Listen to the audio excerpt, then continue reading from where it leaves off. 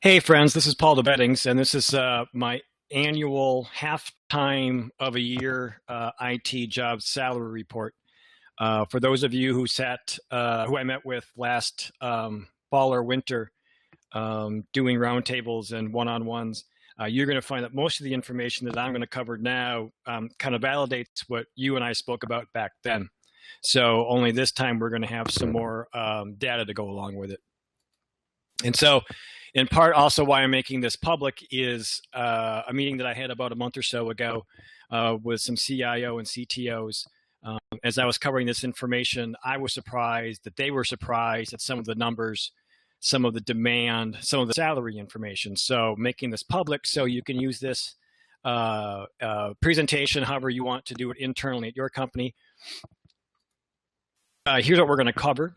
I'm going to talk really fast. I want to make this as short as possible. And as we start getting through some of the slides, you can just hit pause if you want to read them. So for those of you unfamiliar with me, I've been an IT recruiter here in Minneapolis for 17 years, been writing the Minnesota Headhunter blog since 2005, do a lot of speaking, teaching things, founder of the Midwest Recruiting Bootcamp, which you probably haven't heard about because I haven't mentioned it much at all. I will a little bit later on, but an event that I'm going to host this summer. And then really active in the technology marketing social media community. So what I do is I help startups and tech companies build teams. For large companies, I work a little bit more like a scout, kind of like in a baseball organization, helping them build pipelines and talent pools. Every now and again, I'll lend a hand on just a one-off contingent or retained search. But most of what I'm doing is billing by the month, a lot like an attorney does to help build teams. The second part, helping companies with recruiting strategies. Third part, teach, train, and speak. And then the fourth part, which is always an ongoing thing, is sitting with IT pros and having conversations with them or email swaps about either their job search, what's going on in the IT market, what are current salaries. And so this presentation should be able to cover whether you're looking for a job, thinking about career stuff, you're hiring and recruiting. This is kind of for a little bit of a little something for everybody. So what I've been doing this spring, did career presentations at Minibar, at Mini WebCon, and at Social Media Breakfast. And so getting a lot of feedback and input from people in the IT space, and then also in the larger employment pool too. So that's marketing, PR, sales, and executives. It's an interesting read to hear from them, their perspectives on recruiters, be they internal corporate recruiter and HR folks, or search firm contract recruiters. There's some feedback. We'll go with feedback. There's some feedback that folks have been giving about maybe some of the not such great pitches or email that they've been receiving. This spring, I also did a number of interviews, not just related to the Target layoff, but what's going on in the local job market. Conversation with Heather Brown at WCCO TV about online degrees and how are employers looking at them. And then did a number of presentations, again, on how to recruit like a startup, whether that was for startups or for large companies, or in the one case, the Michigan Recruiters Conference, it was 100 plus, 150, whatever it was, recruiting HR people in Lansing, Michigan this spring. So I kind of have a bit of a unique perspective on what's going on in some of the smaller spaces in our tech community. Again, be it in the startup, small tech space, and then at the very large level for the recruiting strategies. So your perspective and my perspective might be a little bit different if you're one of my recruiter and HR colleagues about what you're about to hear. Coming out of all those presentations, I also then this spring did a really quick recruiting for startups, the basics that you can find on YouTube. The idea for this Midwest Recruiting Bootcamp, frankly, is a lot of folks have come into the recruiter and HR space post-recession who haven't received a lot, if any, training. And so they may have a LinkedIn profile, but it's not optimized. They don't know how to do a Boolean or an advanced search string. Job posts probably suck. Well, you'll see a slide about that here in a second. How to source, recruit, close candidates, write better career page information. We're going to do about a day and a half event later on in July and August. Real quick, my contact information. Yes, send me an email if you want the slide deck. So this is a little bit of what's going on in the community now. I spend about a third of my time at Coco whether it's downtown in the Grain Exchange or at Uptown.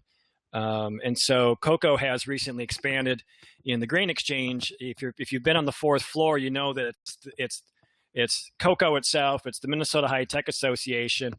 And then along another side of the building was a series of empty office spaces. Coco has renovated those and has actually already sold out the 5, 6, 7, however many spaces it is. So there's clearly been a demand for more suite style space, as well as for those of us who are looking for some part-time office space. I've been attending a lot of tech user groups, meetups, and they've all been really, really full. Mini Demo 19 back at the beginning of February. There's 700 plus of us at the Guthrie Theater, and again at Mini Bar 10 in April at Best Buy headquarters. That was the group to the left. And the group to the right, because I couldn't fit everybody in one photo. But again, another 1,000 folks who attended that day-long event. Back to Mini Demo for a minute. I'm an advisor to the team at Toggle Green, and for those of you who saw the presentation, or for those of you who didn't, it was warmly received. We finally released the alpha a week or so ago. We've already got some bugs to work out, but I think we've actually accomplished most of that over the weekend. So if you're looking for sort of an early access,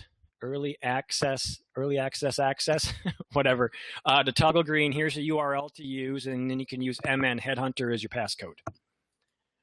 Oh, so back to that for a second. So tell me if you do use Toggle Green, let me know if you like it, whether it's from an IT pro or creative, kind of like a doer, or if you're a recruiter, HR, hiring manager, startup person who's hiring, or what we're going to call as a finder. Let me know what your experience with Toggle Green is.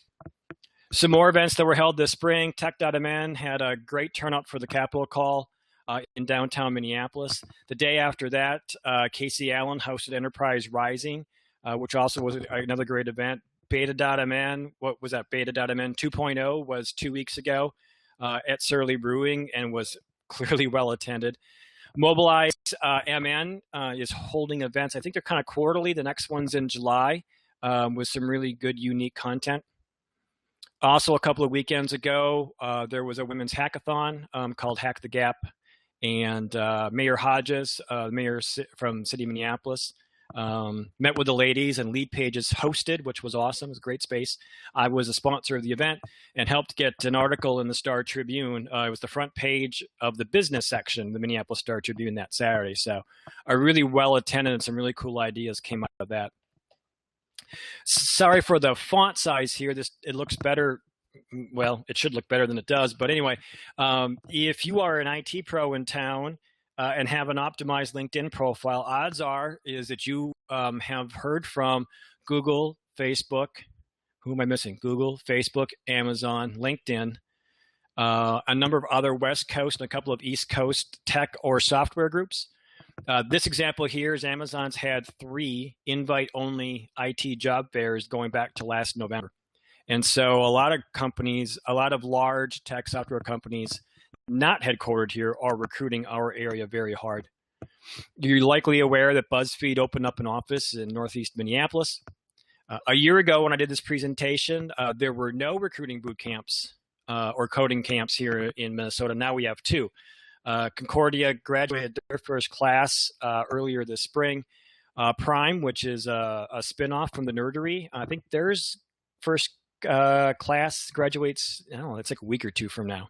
So we have 2 of those now in our area. You may be aware that there's been a lot of conversation about how do we brand or rebrand Minnesota, Minneapolis, St. Paul? How do we pull out of the Midwest? There's an ongoing effort to rebrand us as North. As many of some of you have probably read my blog posts or heard me at Minibar, I'm not a big fan of North as a brand. I think that everyone already knows that it can be cold here in the wintertime. And I've never hidden that fact, but I don't know the idea of trying to embrace that we hug snowmen and live in an igloo is probably going to help us recruit people here. I mean, it might sound great for those of us who are already here, but for recruiting people in, I don't think it's a great sort of tagline to be using. But I'm glad we're having this conversation and looking forward to more of those. Greater MSP has had a similar conversation for more than a year now internally, and then with some large companies in town.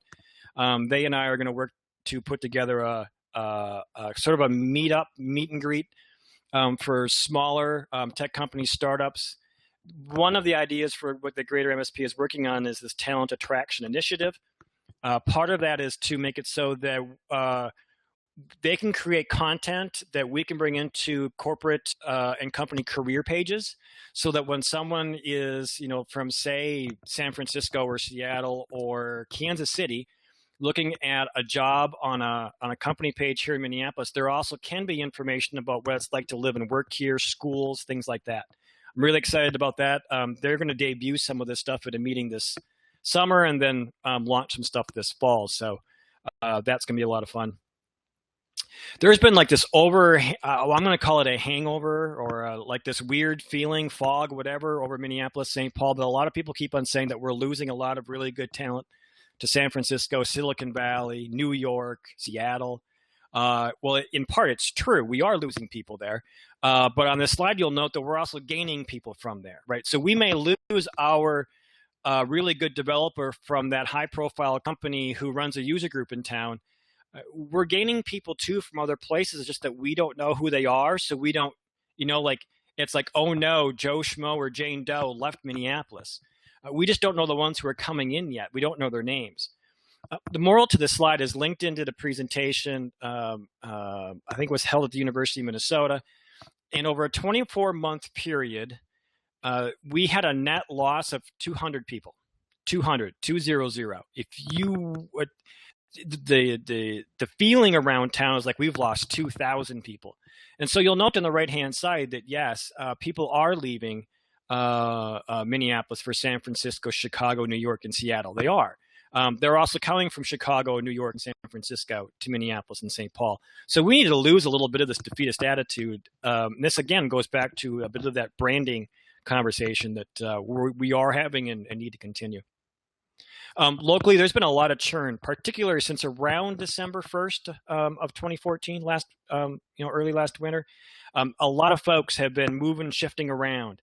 And we had a lot of layoffs at large companies in town last summer. We've also had a couple of software companies move in. We've had a couple of Minneapolis startups who have moved out of small space and now are in the warehouse district. There's a lot of good things going on in our town, but it's just causing a lot of churn. A lot of people are moving around at a pretty fast, rapid pace.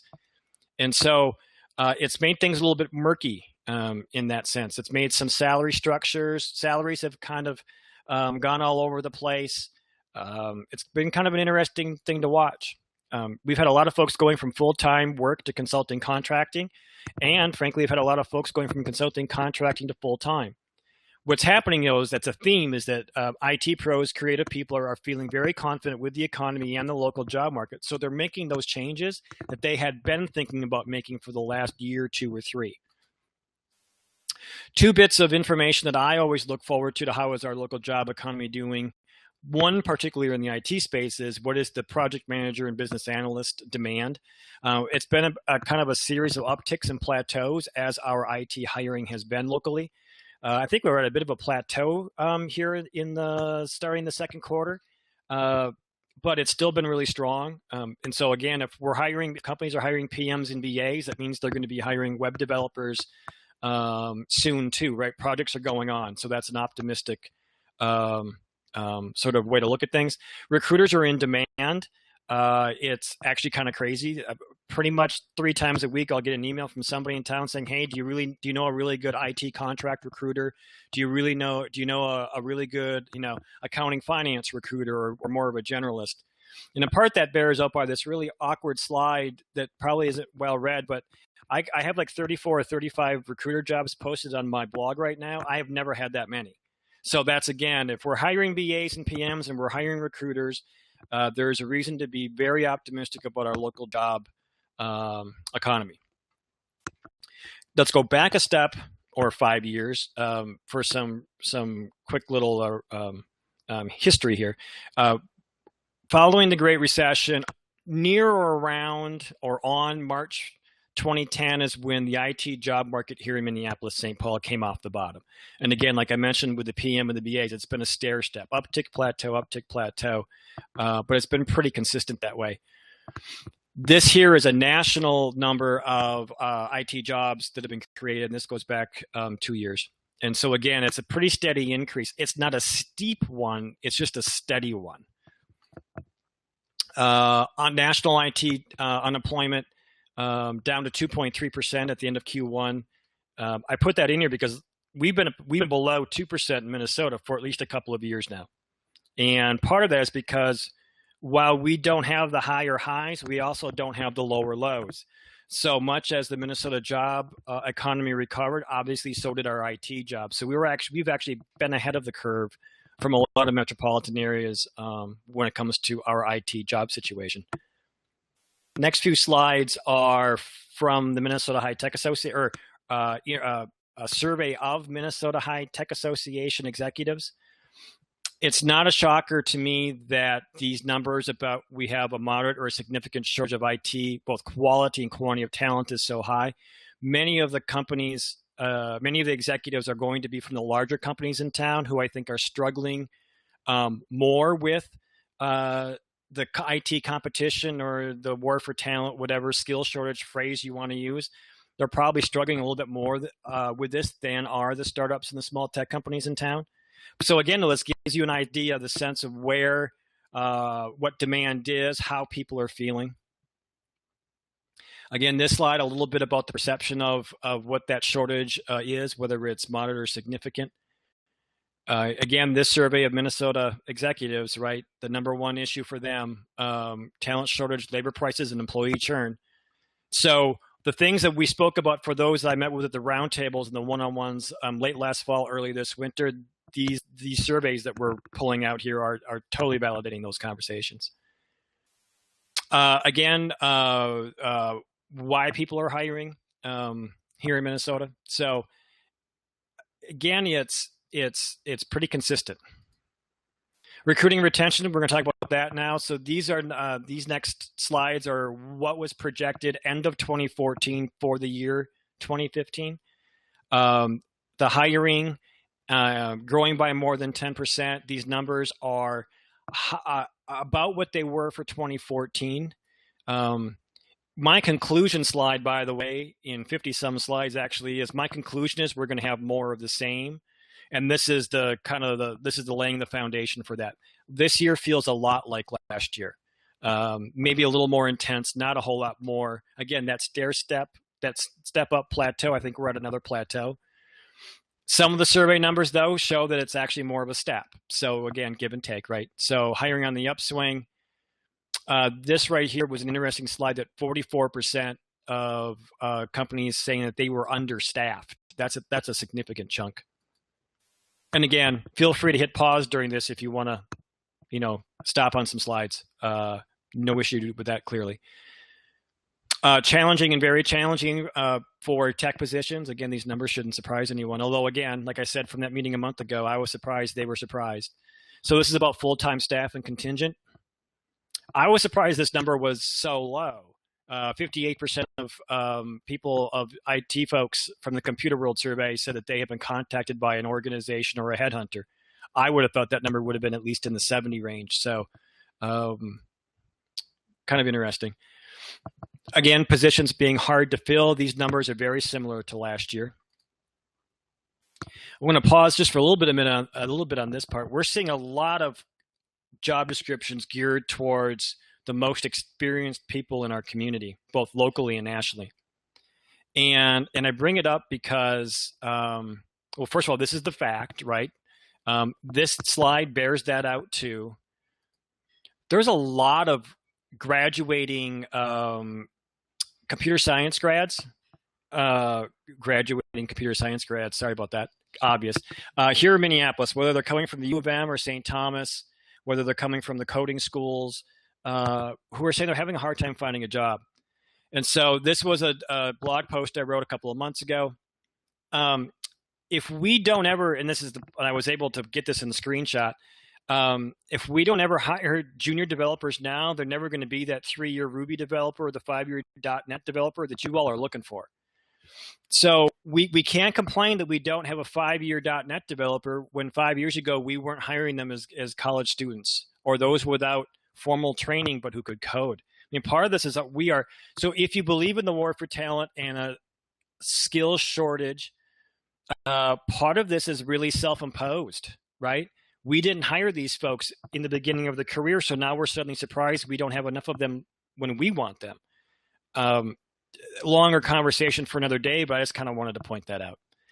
Good news is in the national survey, right, folks are very happy to be in IT. Here's what they're worrying about.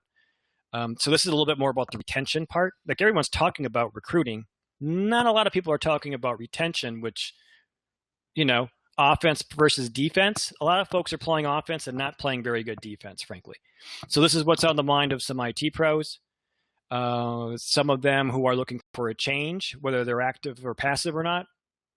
One ongoing loud conversation at Minibar, MiniWebCon is salaries have not increased, or at least not to expectation. And so this slide bears that out. What matters most to people in their current job? If you can't pay what the market's paying, but you could do some of these other things, right? So whether it's have flexible working, just having a stable job, having good benefits, having cool people to work with. In one case, I wrote a blog post last year that a CEO said he couldn't hire. And I look at, like, the company sucks and he's a jerk to work for. Like, I hate to say it that way, but sometimes I think employers and CEOs think that just because they have a company that everybody should want to go work there. That's just not the case. So this is what's motivating people. This is what would influence people to change their job. Again, the two slides are almost identical. Salaries first, but then it's work-life balance. Then it is about vacation time. And so think about these things as you're preparing benefits for your company. Again, why people are looking. This isn't, again, similar to the two previous slides. This from Dice nationally, again, right? Yes, voluntary departures were up at in Q4 as the year went on. Not surprising. And also not surprising, more companies are giving their current employees counteroffers to get them to stay. This is specific to professional business services, not necessarily to IT. But again, in the broader job economy, the number of quits are quite a bit up from Q1 versus last year. This is what people are looking for when they're considering a new job offer. So again, if you are recruiting, yes, better compensation is first. But again, that work-life balance is always in the top 3 now. It usually is in the top 3 of what people are looking for. So maybe you can't compete on salary, but you can compete on these other things.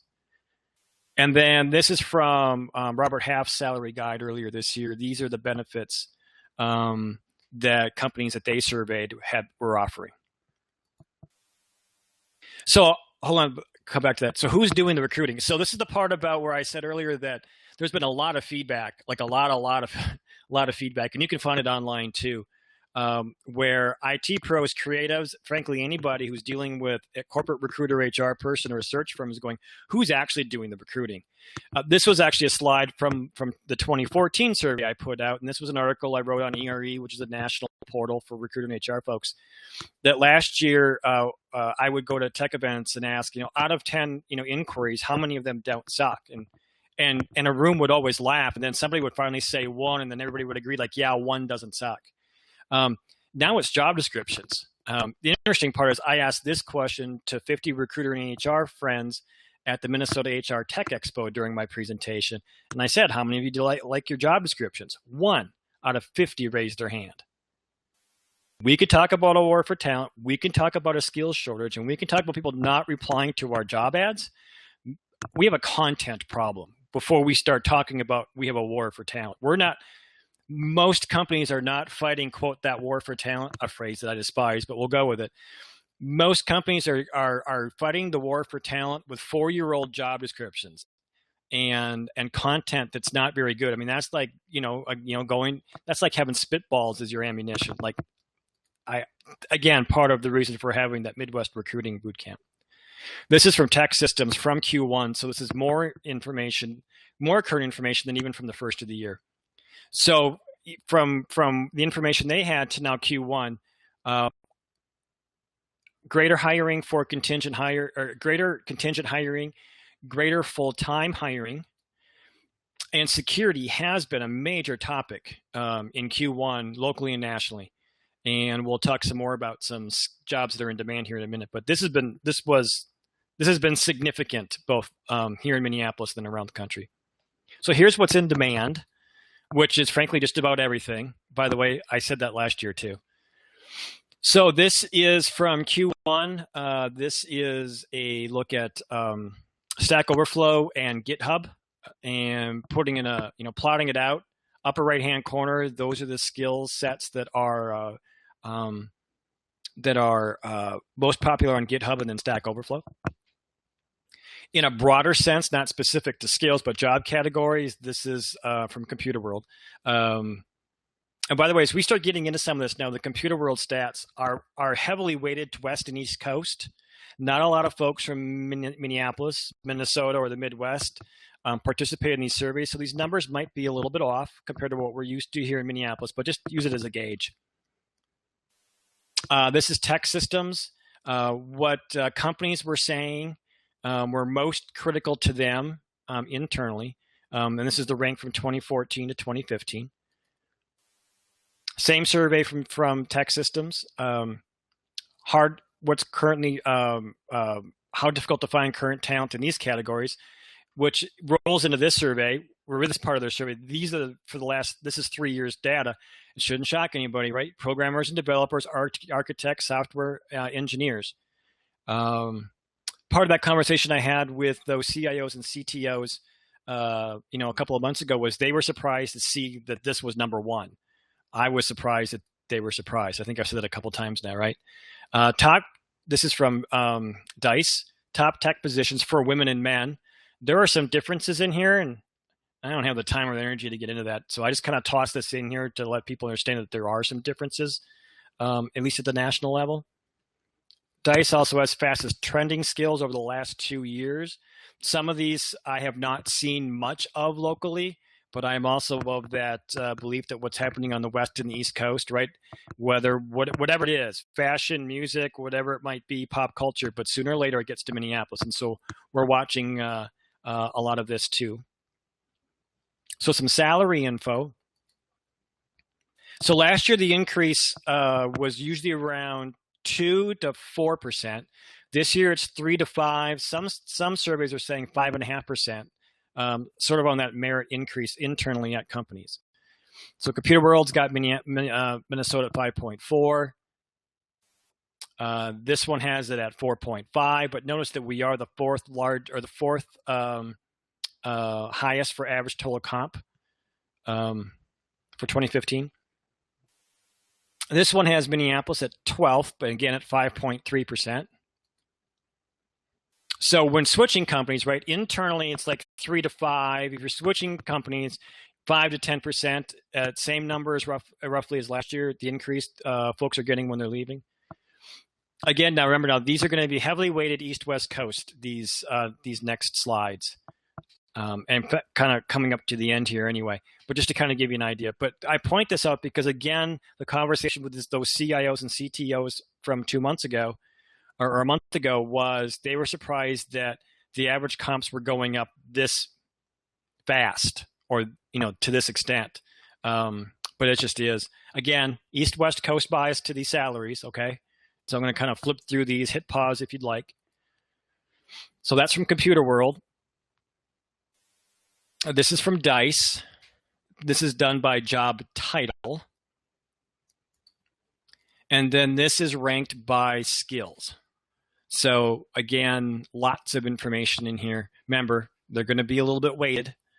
So cost of living adjustment, those salaries may or will not be quite as high here. Again, some more stuff on IT staff salaries and the increases from around the country. The reasons why.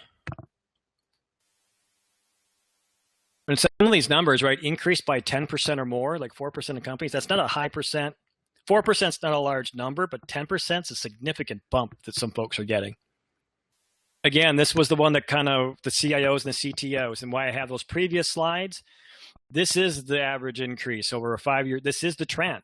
This isn't anything new that's going on. This has been going on for a while now. And what that's saying to me is that I think a lot of companies are behind the curve. Just a couple of slides left. Again, there has been this ongoing conversation about income by gender. And so this came out of the DICE survey. And this slide, this may have been in here twice. Well, if not, again, just some more information on the salary stuff. So that's the short version of it all. The conclusion, as I mentioned earlier, like more of the same. If you've been having a good time, like you've been able to find who you're recruiting, and getting them to say yes and coming to work for your company, you're going to have more of that. If you've been struggling and having a hard time getting folks to come work at your company, you're going to have more of that.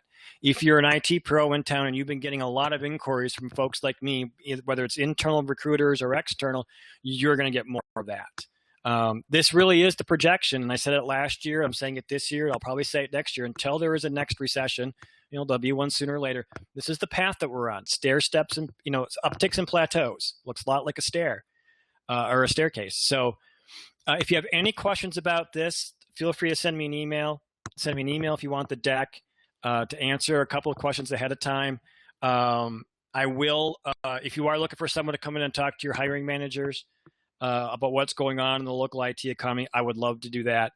I do have a couple of projects that are ending in end of June. So I'm going to have some free time in July if you've got a project you want a recruiter to come in and help you work on with. And I'm always available to do some teaching, training, and speaking. So with that, that's all the info I have. There's my contact information. Go ahead and use it. So thanks for your time. Take care.